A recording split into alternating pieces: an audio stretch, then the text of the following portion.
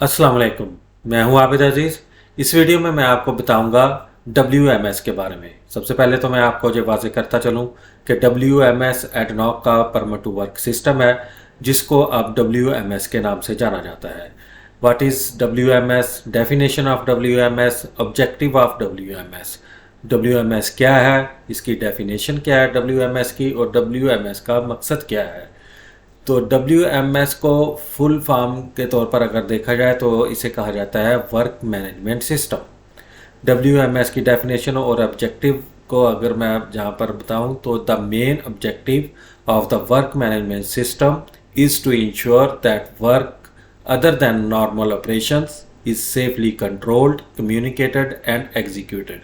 यही इसका ऑब्जेक्टिव है, मकसद है, और यही इसकी है डेफिनेशन। उम्मीद करता हूँ कि ये वीडियो आपको अच्छी लगी होगी। अगर वीडियो अच्छी लगी है तो इसको लाइक कर दें और चैनल को ही करते हैं सब्सक्राइब। इसी के साथ ही नेक्स्ट वीडियो तक आप अजीज़ को इजाज़त दें। अल्लाह हाफिज़।